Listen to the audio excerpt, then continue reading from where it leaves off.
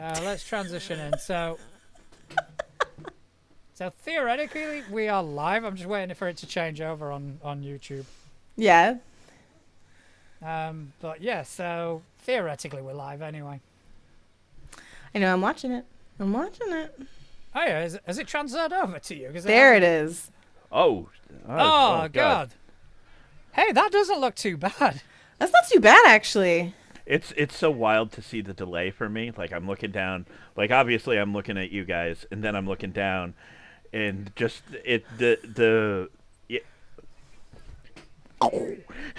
Yeah. To be honest, though, I think that this has way better quality than Discord. I'm thinking so too. And the beauty of it is, when I'm recording via Discord, I can't minimize Discord. Really? I can't do anything with it. But with this, I can just go into my, because I'm not screen recording. I'm sending a link to each individual feed as a browser. Oh. So if you guys if you guys bring up Video Ninja now, I mean, Yeah. we're seeing this chat, but what it's also doing, you guys are sending me your feeds directly to my computer. So you can Okay. Yeah. That's smart. I like that. So I just quickly check if I go back to the thing. Yeah, I've got all three of us. I've got all three audio channels separate. Okay. And That's amazing. So you can tinker with it in recording, right? Yeah, so I can drop somebody's audio. I can mute one of you if I want. Oh, great. I mean, Power trip all the way. Oh, I mean, hang on. Look, I know, I don't want to be inappropriate, but this power is just giving me the biggest direction. Did you say you don't want to be inappropriate? Let's be real. That's true. That's true. I have somebody who wants to hop in for just a quick second. All right, okay. Oh, no. What, hopping in with a video? Because I can add them. Oh, no. Hop it in chat. All right, cool. Oh, did Megan appear? Yeah, I told her, I was like, hey, if I don't respond right away, it's because we're doing this. She's like, where? On YouTube? I'm like, yeah, send her the link. Okay, Yeah. let me actually bring up the YouTube chat on thingy. Because I can do that as well. My chat should be there, but it's fucking not. I know. Where's my... Oh, there it is. Okay. I keep watching the number of people in the live chat go up and down, up and down. It's us. Yeah, no, it is. It is. It's definitely. All right, it's still yeah, I'm liking it because at the same time, while I'm streaming via this, I am downloading the audio and video separately on a different computer. So That's awesome. That's gonna help with, providing I can convert the format quick enough. It's gonna help my turnaround. Yeah. Much fucking quicker. That's fantastic. Yeah, and So what was your issue with Fallout? Was it the audio or was it the recording and streaming at the same time? Like, what happened? there were a couple of things. One, because Couch and Justin were recording in the same room, so I was hearing Couch's feed Couch twice because he was coming through on Justin's microphone. Yep. Which is manageable because providing I separate the audio tracks, I can just mute one while the other's talking. Not much of an issue. But the problem is, I wasn't separating the audio tracks properly. So when it just came all together, it was just like a big clusterfuck of audio. And not only that, oh no, that was the Monday stream. Yeah, that was a different thing. But Fallout, yeah, it was the audio issues. And then Couch crashed and it just went tits up from there. That sucks. But this I was is looking really pretty stable. When you were saying that, I was like, oh, Fallout? Yeah, let's do it. There's Megan right there. Yeah, Megan's in. She found Megan. us. Hey, Megan, thanks for joining us. Megan acquired. Megan acquired. I need to bring up the chat. I need to make the chat accessible. We I've been seeing the Fallout, bandwagon because the show is amazing. But like I really Megan might be able to hear this. I don't know how much the lag is. If she'll still be on the thing. So I want to do that level up. I'm actually transitioning and trying to figure out how to rewrite my current D&D 5e game into level up. because everything that people chose to play, I can literally give them the same exact setup. Yeah. But then some. Like there's some stuff like for example, Yeah. Megan plays was it Wild Sorcerer? Wild Magic Sorcerer? Wild Magic Sorcerer. Okay, yeah. Yep. Is she using And- the expanded list? Because they're the fun ones. Yeah, this is huge. And it's the thing is that like the level up 5e that I've got has that, but on steroids. Isn't that the What Yeah, just I happened? Enigma I Sorcerer? just highlighted you. I just got really big. It's like, boom! Yeah, I want to know what happens actually in the stream because Yeah, I'm waiting I'm gonna for look like a deer in headlights. I was like, I'm waiting for it. I might not. It might not. It might not affect the stream because the feed is going to be the same. I think I just highlighted you in the actual chat. oh, that's weird. Yeah, Yes, it didn't get big in the chat. Oh, that's good though. So I can Okay. make you big. Ah. and then make you Oh small. God. Oh God. But that does mean on OBS I'm gonna have to reconfigure like Yeah. Yeah. you know Yep. like I did Yeah. when Justin was on. But yeah, talk to me about level up. Talk to me about the level No, up. I really want to try it. I'm gonna try and transition my D&D 5e game to level up because Justin went on a tirade about how you have to have D&D 5e to do the level up. That's so not true. Connell's got my hard copy right there, which is Yeah. I can't wait to get my hands on it. Yeah, that's a- so yeah, thick. that's a full so book. it's a full fucking book. And like I also have the monster one, or no, the dungeon dealer one. Connell's our Vanna White. Yeah. But it looks so good. It looks so good, and I'm excited to try it. But like I said, I'm not gonna say anything about it right now because we're gonna talk about it Monday. Yeah. But two little mice. That's all I'm gonna say. Yeah, because And that's also going to get talked on Monday. I can't really go into much on Monday because I won't have time to delve in. Okay. But I'll have a skim and see what I think. Yeah, I'm running into the problem where I want to play and run more games, and I'm like, I do not have enough time in the week or enough resources or people. Like, Well, yeah, I'm a bit like that. But I mean, like I was saying, because I'm no longer doing the Pathfinder thing, I'm gonna start doing. I think it's gonna be One Ring. I think it's definitely gonna be a One Ring. oh fuck yes. Like little. I'll try. I it. nominate us as tribute. Yeah, I mean, if I do anything online, by all means. Yeah. This Even is if you gonna be don't. in-person Even if you play. don't. If you're like going in person to your buddy's house, like just put me on your phone. Put me on your phone. Yeah. Let me Yeah, just I mean- listen to you play it. Oh yeah, I mean, by I all means, only- I'll call you. I got only- unlimited data. It's great. Yes. I only hear good things about that. So, like, I've never heard, like, because I shop around for systems a lot, trying to figure like different mechanics out, in kind of the pursuit of my own system. I've never heard a bad review about One Ring. No, nor have Yeah. I. I've heard bad reviews about most systems. I mean, you look around, you'll find it, and it's all taste. It's all taste, but Yeah. but definitely when it comes to One Ring, like, but I wonder how much of that is the people who come to One Ring are coming to it kind of all in on what it is, more so than stressing the mechanics. Like, I Right. want to play this Middle Earth game. This is the Middle Earth game. Here Yeah. we go.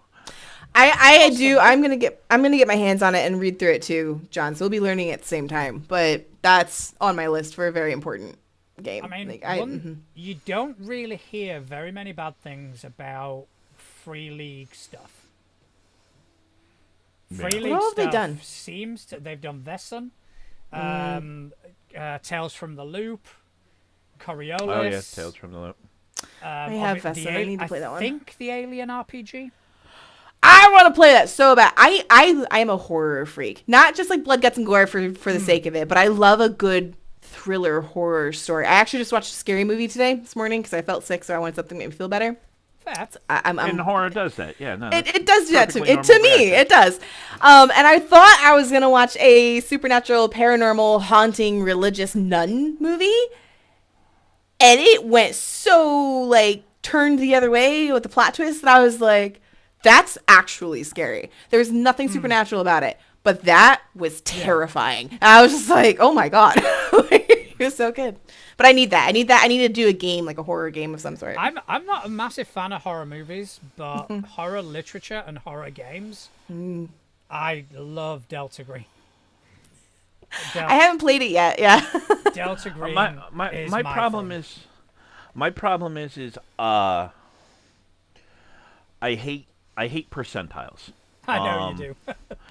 It's just not my favorite mechanic. Only because it's extra math than generally I feel needs to be there. Like I feel like most people who complain about math logically can't like a percentile based system because the numbers are higher. I will give you a counterpoint though. Okay. It uses a D100, but you don't have to do any fucking math. Because Oh. because you're you it's roll under. Mm-hmm. You have a score of 70. You get it 70 or under, you succeed. 70 or over, you fail. But what about any 71 sort or of? over. Is there any like modification for difficulties or anything Normally, like that? Like plus 20, plus 20, minus 20. okay.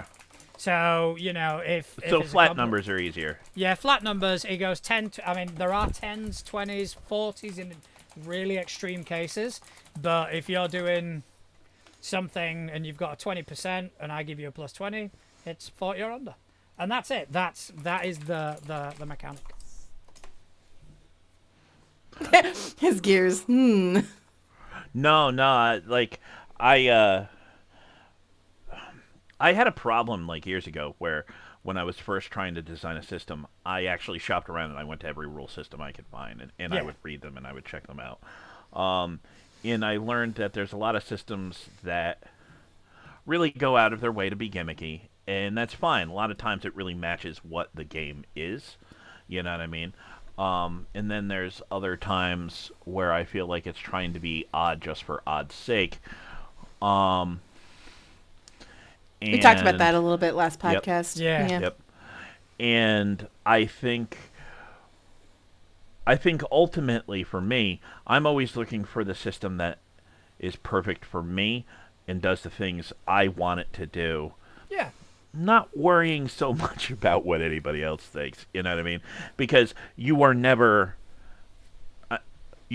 going to find a system that everybody likes. It's just not going to occur. Right. Because everybody wants different things from the hobby. Some people want more games. Some people want more RP. There's all these different things. And there's some people who get nitpicky about the fact that, well, a crunchy game can still be heavily narrative. Yes, but when we're talking about the generally agreed upon terms, a lot of people will think that a narrative game is not going to be particularly crunchy, Yeah, there is that sort of perception of one thing or the other. You can, I mean, don't get me wrong, you can have crunchy mechanics with a narrative as well. That's not what I'm trying to say, but public perception is that. Public perception is if something is narrative, it's going to be crunchy. And don't get me wrong, I get it. I come from Pathfinder. I come from Pathfinder, which is crunchy as fuck. Part of the reason why I've kind of taken a step away from it is because I'm tired of that crunch. I'm tired of that abundance of rules. Yeah. Whereas I prefer to be a bit more freeform. I prefer to kind of react a lot easier without having to go, oh, this book says this. This is how I should respond. I'm not enjoying that as much as I used to. Well, that's an interesting thing because you get into one of the things people will talk about is how great Fate was. Fate was a great system. It did everything you could ever want it to do. You could only put out like 3-4 books for it. Then after that, you're just coming up with campaign settings. Yeah. Because the kind of paradox of it is if you design a system that is fairly light and does everything in the one book, what do you sell from then on? Like Pathfinder D&D, they can keep coming out with new monsters, new classes, new items, new spells. They can keep coming out with new feats, all this different stuff. Where, you get some of these really kind of genuinely does everything toolkits. How much do you need to put out there? And that was, in my opinion, Fate's thing. Fate put out an amazing rule system, and then after that, all they could really put out was setting books. But I You know, kind of like that. That's good, but then you get into the two different things people want from Yeah. the hobby. Like some people, like I want this one book that I can run anything I ever want to run with. I tend to lean towards that, but at the same point, you have people who are collectors and want to get all the things. You know what I mean? They want to get like all the books, all the additional rules, all the additional stuff. I mean, like D&D Beyond. You know what I mean? Like you get the core thing, and then you can get each little expansion thing to get all the other Yeah. stuff. I think I just really feel like I'm the odd man out when it comes to the gaming community, because it is always like one or the other. It seems to be for the most part. And like Yeah. for me, it depends on the game. Like depending on the system in the game, I might want one book that plays everything, goes for everything. But then there are other games in the series, like, that I've been looking at, that I'm going, I would want every single copy of hard anything from that, but then some. Like I want a story progression. I want a narrative progression of that game, but maybe not that one over there. Like for me, it's just, it depends on the system and what game I'm feeling like playing. And that's, I don't know. Like I don't really feel like it's one or the other. See, for me. that's where I go into the fact that I think Mutants and Masterminds, and obviously I'm biased, but I think Mutants and Masterminds is one of the best examples of that middle ground. Because Mutants and Masterminds, you get the core, deluxe handbook, whatever. You don't need anything else. You literally never need to buy anything else. Everything else they put out, which is a lot of stuff, Power Profiles, the Fantasy High School Handbook, the Cosmic Handbook, all that stuff, all that does is show you examples of how to use those core rules. Like, that's it. Like, it's not actually extra rules. It's them saying, like, oh, hey, if you wanted to build this, you do it like that. If you wanted to build this, you do it like that. Yeah, I think that's a good way of doing it, to be honest. Yeah. So, and all of those books are great, and with that, they add a bunch of stuff like, hey, if you want to run like a cosmic game, a space game, whatnot, here's the types of heroes you could build, and here's the sorts of powers you could build, and all of that stuff. But you don't need any of that to do it. You know what I mean? Because you already have all the rules. Like, very, very seldom do they add many rules. They might add some advantages, but they're not adding new powers or anything like that. And I think that sort of thing works. Part of the frustration with Pathfinder for me was especially when you're playing Society. Nobody really checks these rules, but if to build a character, you have to use features of books that you own. Mm-hmm. All right. Yep.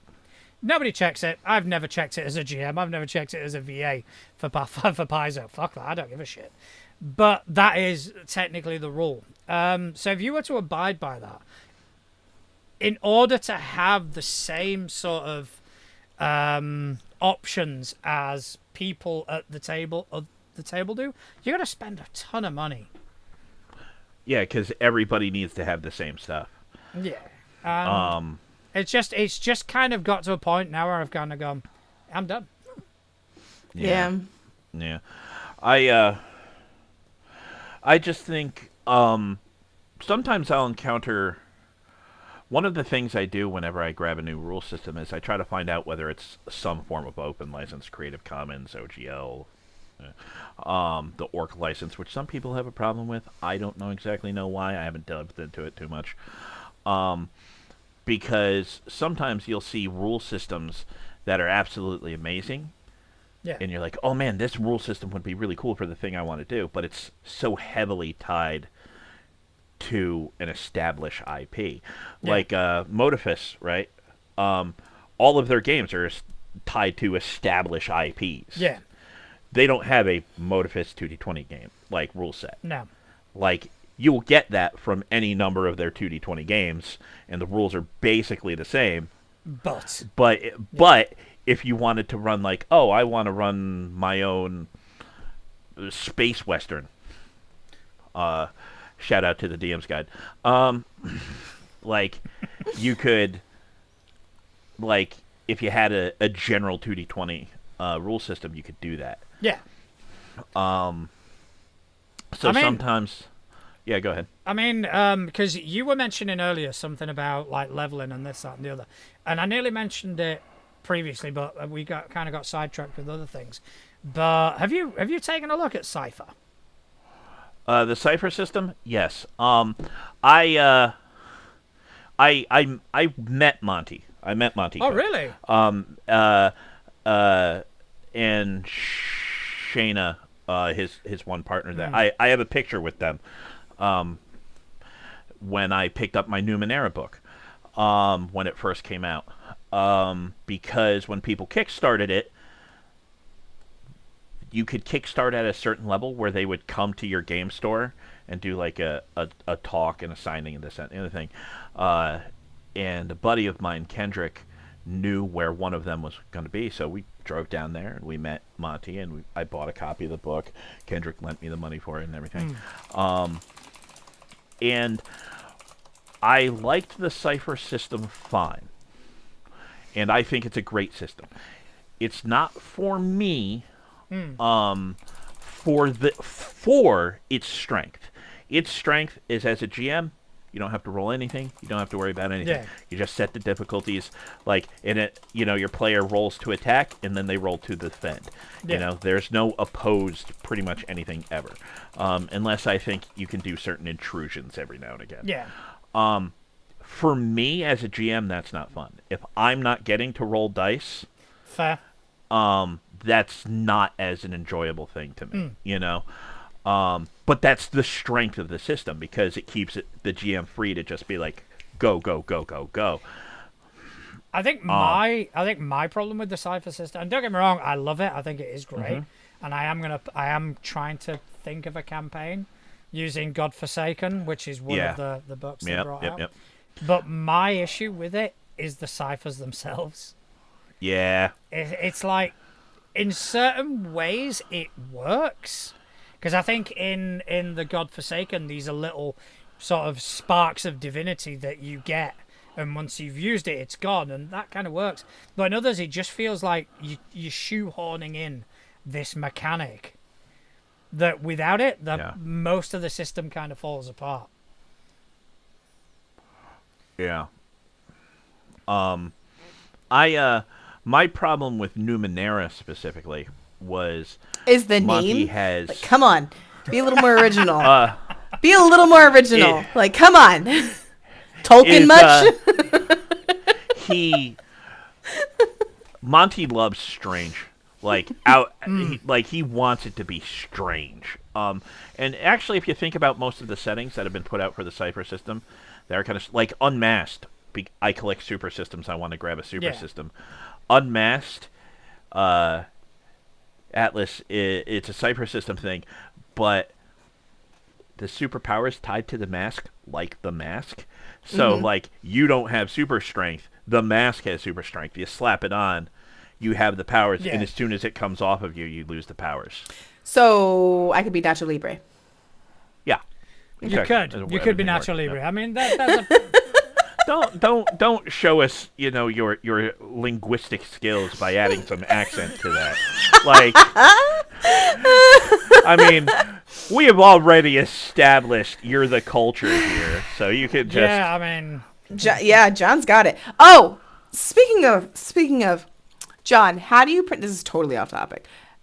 How do you pronounce the tiny little Hawaiian guitar? Ukulele? Okay, just making sure. What did you think it was going to be? I had a genuine moment of panic there, because my brain went, what fucking guitar is she talking about? Yeah, no, I know that the common way of saying it is ukulele or ukulele, whatever. I think the more native version is like ukulele. In Spanish, I would say ukulele. Ukulele, right? Yeah. My manager, whom I love dearly, came back from Hawaii, and she wanted me to know that she bought a ukulele. I'm like, a ukulele. It's Please, similar. nobody, It's the same but different. please, nobody correct her. we haven't. Just kind of There's gone, all right. There was 4 of us at lunch. She's like, yeah, I'll never buy it or I'll never play it, but I wanted a genuine Hawaiian ukulele. And all the other 3 of us just stopped eating and looked up at her, and she just kept talking. We looked at each other. We're going, nobody's saying anything? Okay, nobody's saying anything. That's how it's gonna end. It's gonna be Yeah. Ukulele. But yeah. Yeah, so yeah, ukulele. But yeah, I had such a panic moment then. My brain Yeah. just could not come up with the name of that guitar. Well, to be honest, half the time during stream, like during the actual podcast, you and Justin will be talking about something, and it takes my brain a solid 2 seconds to kick in because I'm like, oh. There, And listen. it's not like I'm familiar with like the European accents. I grew up with them. Like it was never this like, oh my god, he sounds so hot in high school. That was not my jam. Just because again, I grew up with it. But still, there are moments where you guys will say something and it'll be like, oh, okay. to be fair, they're already getting used to watching your brain catch up. They are. Yeah, John caught it. I think last time John was like, oh, broke out. Like, there are legit times around our home table whatnot where we'll just suddenly stop and we'll just be wait for it. Just wait. We'll stop and we'll just watch her, and she'll be like, when there's so much amazing things going on, sometimes it gets a little over flooded, and it's like a computer. You got to give it a second, and it catches up. And you're like, oh, okay, got it. To be fair, a lot of times I lose focus during the show because my brain is going, how can I fuck with Justin? So you'll see me, you'll just see, and I actually saw it in the short I did, where he starts talking about it. You could just see my mouth go. Yes. Yeah. That's me getting an idea. That's me going, oh, this is going to be fucking fun. Okay, I'll keep track of that for when we play Mutants and Masterminds next. you just gotta wind them up. In Mutants and Masterminds, because obviously I'm doing the editing for that. I do it so many fucking times where I'll just kind of go, and that is my brain going, I've got something. Oh God. Yeah. I can't wait for the second installment of that. Yes, we need to arrange that. I very much. I can't guarantee Justin's availability because he's got a ton of shit going on right now. Yeah, but I really hope we keep him. Because dropping down to 3, I think would also mess with the flow a little bit, and I felt like his character was a fair amount of the comedy, like you straight manned it off of Taser, like Atlas straight manned it off of him. Like I think the next funniest person because there was so much of him that it was just like I don't need to land jokes. Like he's got this. I think like Stefan and Justin took care of. Yeah, I won't say they took care of the comedy, but they took care of that. Sort of, well, they set it up for other people to knock it out. They were the comedy for then other people to punchline it. So it was Liberator was reacting to Taser. Did I tell you why I opened it with Taser? It was because I couldn't get a hold of Justin really until like the last minute. Like I knew I talked to you, I talked to everyone, so I'm like, how am I gonna make Justin feel like as involved? Like I haven't had a chance to touch base with them. I haven't been able to flesh things out with them. I'm like, I know. Start the scene with him. Yeah. Put the camera directly on him. Yep. And some lunch meat, and then we're on. But it also set up the scene and kind of soft introduced the characters. Yeah. In a really cool way, because it was Taser getting knocked through a wall by Crash. Yeah.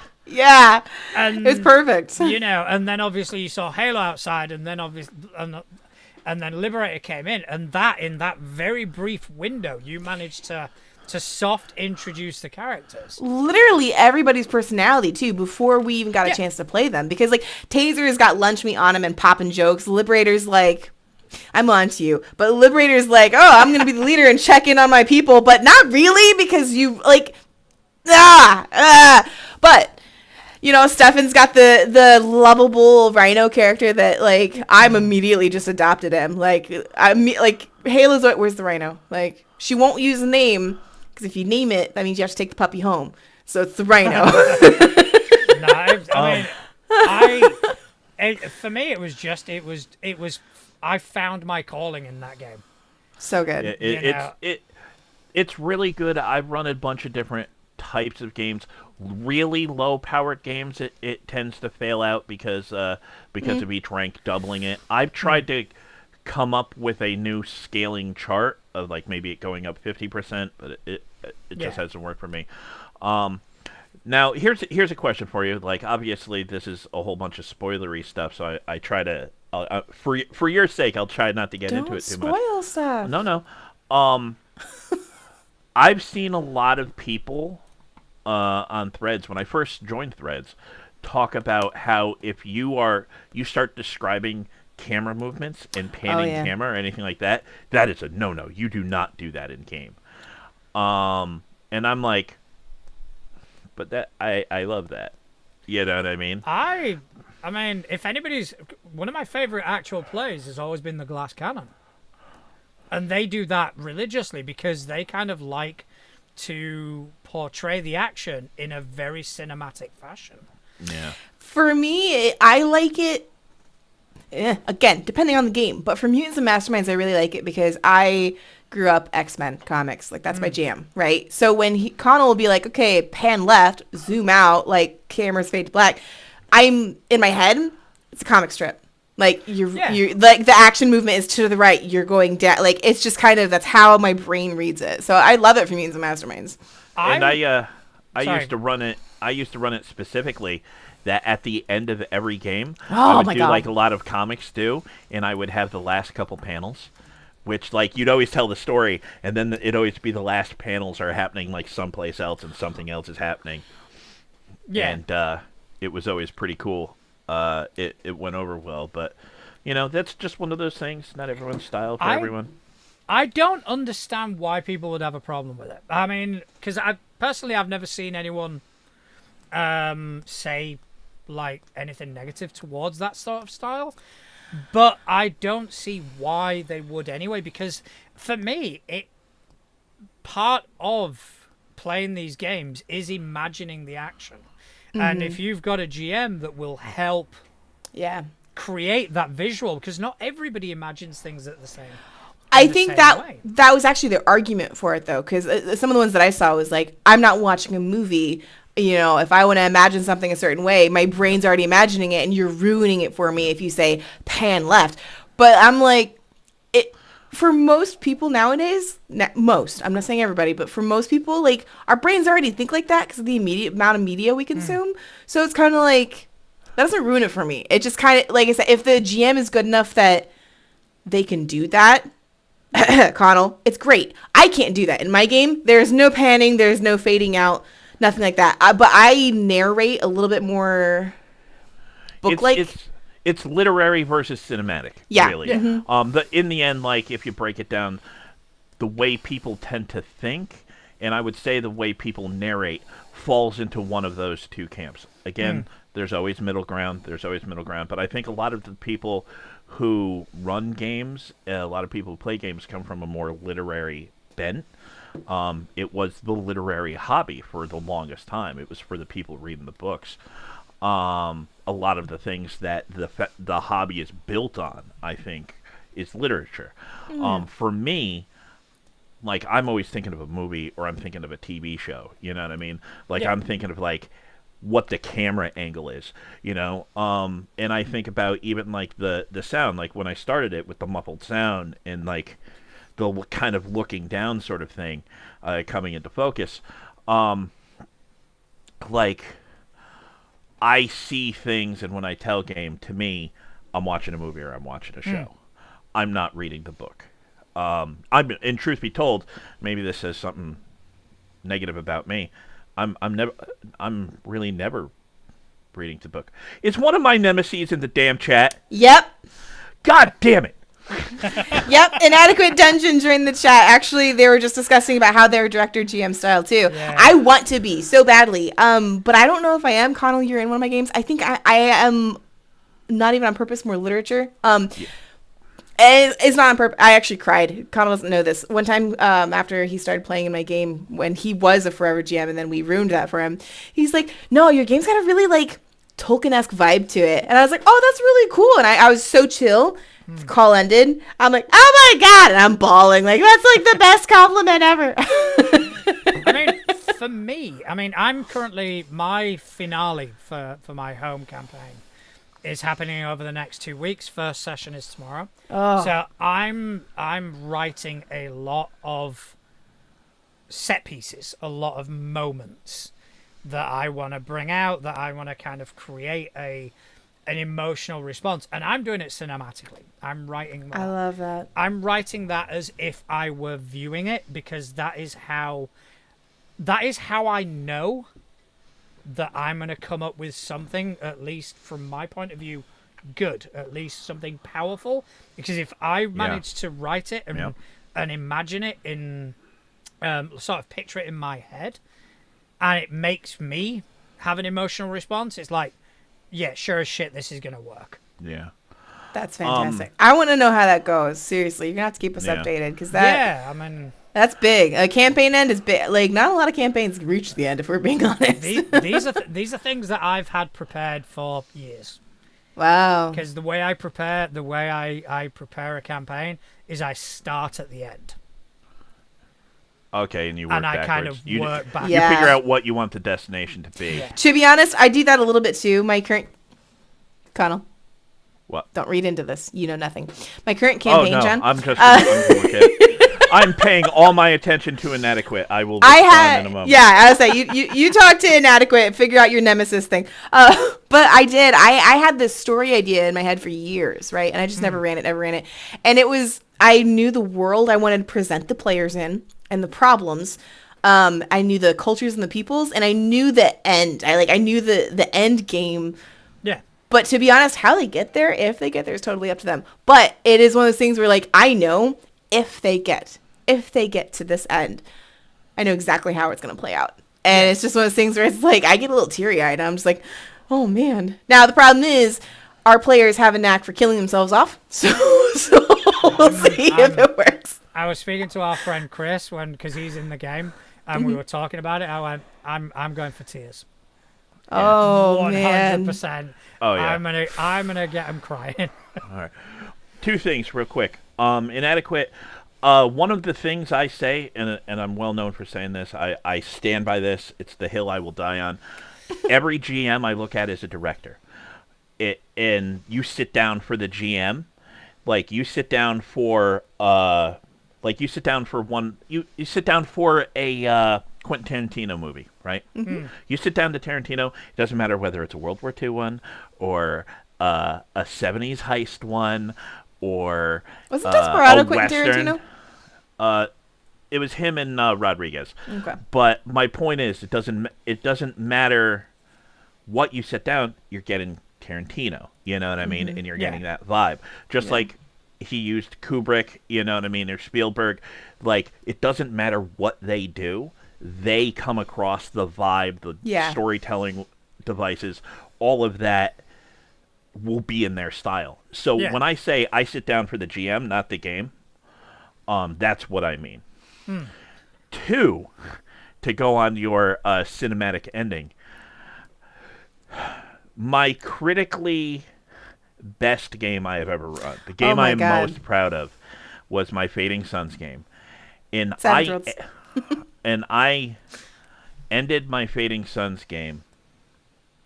Fading Suns is in Savage Worlds. It's a victory. I thought it was... No. What am I thinking of then? Because I thought it was the same roles. Nope. You're thinking something else. I am thinking something else. Remember, Fading Suns is D20 roll under. Oh, yep. Oh, actually, it's not even roll under. It's roll close to to. Yeah. But my Fading Suns game, John, the players decided not to get revenge at the end of it. So what wound up happening is at the end of it, I time skipped forward, right? And I literally started the game. I didn't say anything to anyone. I just literally started with one character and an NPC showing back up at the estate where everything had happened.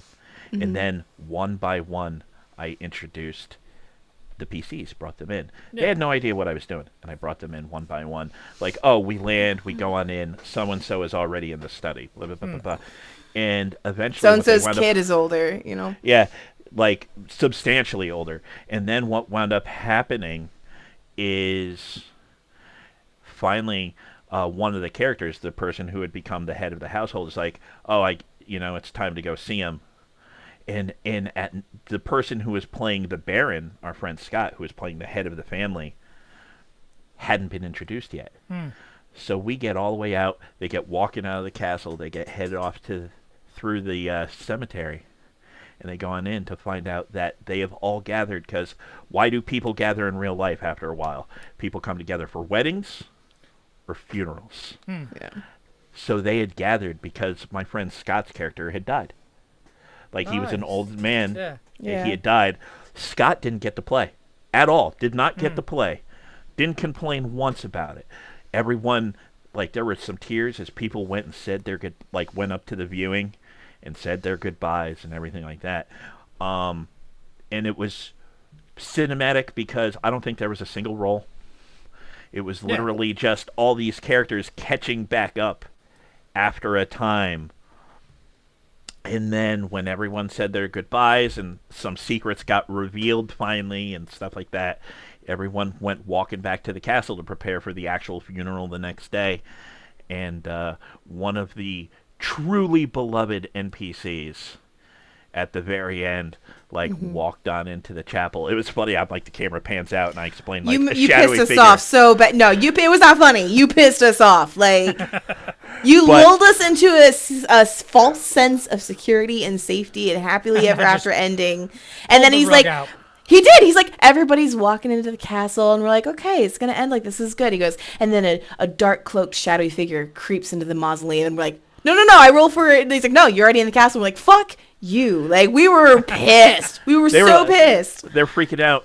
And basically it was the beloved kind of joke alien character who they really cared about wound up going up to the Baron and put down the knives of the person who had killed his son that had started the entire campaign, to show that while the players wound up being clear and moving on with their lives and ultimately having happy lives free of the burden of vengeance. That's the only character you've let me have a happy ending with. Literally all my other characters he's tortured, maimed or dismantled, mutilated. Absolutely. This one I actually ended up with a husband and a daughter. I was like, oh, this is nice. All right. On that note, guys, I think we're gonna bring this to a close. Yeah. Because it's getting late. I want to thank you guys for kind of joining me on this impromptu test stream. And fun. I want to thank everybody who's joined us in the chat. I wasn't really planning on doing this, but I think it's been really cool, and I hope to do it again sometime. Absolutely. To be fair, I can't usually hop in on actual stream days because of the time you have it. We can pick some times to shoot the shit on other days and nights. Oh, definitely. But if you ever want to throw in another episode or something like that, or if Justin can't make it or whatever, yeah, definitely. I'm your guy. I appreciate it, Mom. And I just want to give a huge shout out to Megan for showing up if she's still lurking, but I don't think she is. especially my nemesis. Right. Fucking see you. All right. Well, guys, thank you very much. All right. Good night. I'm glad it works.